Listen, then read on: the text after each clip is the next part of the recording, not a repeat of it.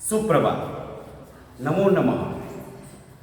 कल हमने प्रत्यय के विषय में पढ़ा था। प्रत्यय किसे कहते हैं, प्रत्यय के कितने भेद होते हैं। आज हम उसके बारे में विस्तृत अध्ययन कर रहे हैं।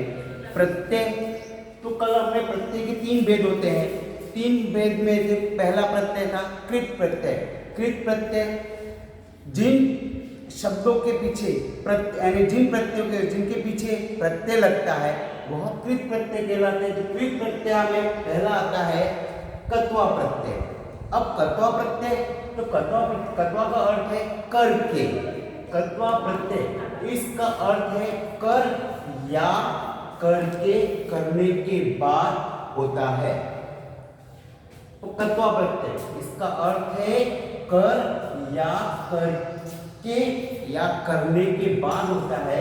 इसमें क का लोप हो जाता है तथा त्वा शेष रहता है। कत्वा प्रत्यय में क का लोप होता है, ईट संज्ञा हो जाती है। ईट संज्ञा होने पर क का लोप हो जाता है तो त्वा शेष रहता है। जैसे रमेशः पठित्वा ग्रामं गच्छति। इसका अर्थ हुआ रमेश पढ़ करके, पठित्वा पढ़ करके, रमेश पठित्वा ग्रामं गच्छति। रमेश पढ़ करके गांव जाता है। आगे ध्यान में। अब तो कत्वा प्रत्यय के और उदाहरण कौन से हो सकते हैं? तो कत्वा प्रत्यय के उदाहरण, कत्वा प्रत्यय किसके पूर्व यानी किसके पश्चात लगता है? तो धातु के पश्चात प्रत्यय लगता है। तो सबसे पहले आता है धातु, फिर प्रत्यय, और जो दोनों से मिलकर बनता है तो हो जाता है प्रत्यांत, यानी प्रत्यय के पश्चात पूरा एक बन जाता है। जैसे लिख धन कत्वा। लिख यानी लिखना। अब लिख धन कत्वा, तो लिख और धन कत्वा मिलकर क्या बन गए? लिखित्वा। तो इसका हिंदी अर्थ क्या हुआ? लिख करके। दृश धन कत्वा, इसका ये हो गया दृष्टवा।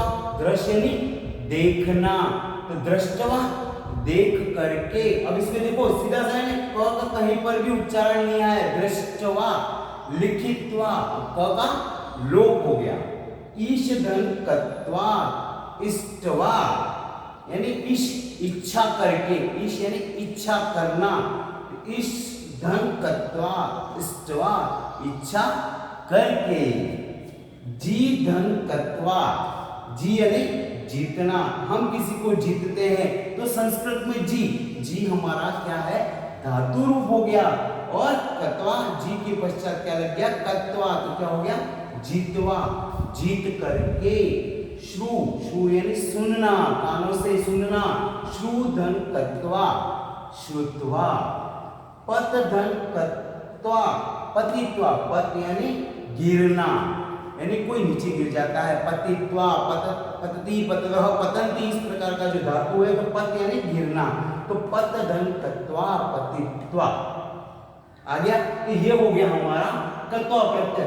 अब जो हम कृत प्रत्यय में गए थे, पहला हो गया हमारा कत्वा प्रत्यय। अब दूसरा इसी प्रकार का ये जो कत्वा प्रत्यय होता है वह उपसर्ग रहित होते हैं। इसके आगे उपसर्ग नहीं लगते हैं, इसमें अव्यय का प्रयोग किया जाता है। इसके पश्चात जो होता है वह अव्यय होता है। अब दूसरा प्रत्यय आता है ल्यप प्रत्यय। ल्यप प्रत्यय यह भी कत्वा के समान ही होता है, यानी यह जो ल्यप प्रत्यय है यह कत्वा के समान ही अर्थ में होता है। इसका अर्थ है करके के रूप में। यह भी करके या करने के बाद इसी प्रकार का होता है। और इस ल्यप प्रत्यय में ल और प की इस संज्ञा होने पर ल और प का लोप हो जाता है। देखिए यहाँ पे इसमें ल और प का लोप हो जाता है और क्या शेष रह जाता है? तो केवल य शेष रहता है तथा धातु से पहले इसमें उपसर्ग लगता है।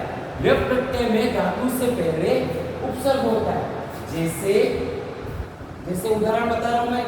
उपसर्ग है धातु और प्रत्यय और इसके मिलने वाला बाद में जो बनता है वो प्रत्यांत यानी पूरा शब्द बनता है। जैसे वी उपसर्ग है, धन जी धातु है और ल्यप प्रत्यय है। तो ये तीनों मिलकर क्या बन गया? विजित्य। फिर सम उपसर्ग है, दृश धातु है और ल्यप प्रत्यय। तो सम धन दृश धन ल्यप, संदृश्य। संदृश्य यानी देख करके, यहाँ पर लप लेते हैं। फिर आद्रिल्यप, आधन द्रिधन ल्यप आधृत्य, विधन ज्ञा धन ल्यप विज्ञाय, आ धन निधन ल्यप आनीय, यानी आधन निधन ल्यप, इसमें ये ल्यप प्रत्यय, अब ल्यप प्रत्यय में यही बताया मैंने कि ल और प का लोप हो जाता है और यह शेष रहता है, तो यहाँ पर ल्यप प्रत्यय होता है। और ल्यप प्रत्यय में हमेशा ध्यान रखना कि ल्यप प्रत्यय में हमेशा आगे उपसर्ग होता है और तत्व प्रत्यय में उपसर्ग नहीं होता है, वह उपसर्ग रहित होता है और ल्यप प्रत्यय उपसर्ग सहित होता है। तो ये था तत्व प्रत्यय और ये है ल्यप प्रत्यय। अब अगला प्रत्यय आता है हमारा तुमुन प्रत्यय। तुमुन प्रत्यय इसका अर्थ के, को, के लिए होता है। तुमुन का अर्थ है के, को और के लिए होता है। इसमें न का लोप होता है। तुमुन में न का लोप हो जाता है। इत संज्ञा होने पर तुम और न के बीच में इत संज्ञा होने पर न का लोप हो जाता है और तुम शेष रहता है। तुमुन का तुम शेष रहता है और न का लोप हो जाता है। ध्यान में आगे फिर समझना, तुमुन प्रत्यय है, इसका अर्थ है के, को, के लिए होता है। इसमें न का लोप होता है और तुम शेष रहता है। वही उदाहरण क्या है, वही सबसे पहले धातु आएगा, फिर प्रत्यय आएगा और फिर पूरा एक शब्द प्रत्यय पूरा बन जाता है। यानी जोड़कर उसके साथ में जो बनता है वो, जैसे खाद धन तुमुन, खादी तुम, खाद, खाद यानी खाना, तुमुन प्रत्यय खादी तुम, खा करके, है ना, खाने के लिए, खाने के लिए, गम धम तुमुन, गंतुम जाने के लिए, जाते हैं, जाने के लिए, दा धन तुमुन देने के लिए, पच धन तुमुन, पच यानी पकाना, दा यानी देना, पच धन तुमुन पक्तुम। यहां पर देख लीजिए न का कहीं पर भी प्रयोग नहीं है, न का लोप हो गया है और जब न का लोप हो गया तो क्या बच गया, केवल तुम, खादी तुम खाने के, गंतुम जाने के लिए, दातुम देने के लिए, पच दुम पच धंतुमुन पक्तुम पकाने के लिए और हस धंतुमुन हसीतुम हंसने के लिए। आगे ध्यान में, तो आज मैंने आपको ये 3 प्रत्यय बताए, कर्ता प्रत्यय, ल्यप प्रत्यय और तुमुन प्रत्यय। इन तीनों को उदाहरण के द्वारा मैंने आपको अच्छे से समझाया। फिर भी और इसको आपको अपनी कॉपी में भी उतारना है, इसको याद करना है और इसके 2-2, 3-3 उदाहरण और आपको स्वयं को लिखने हैं। आज के लिए इतना ही, धन्यवाद।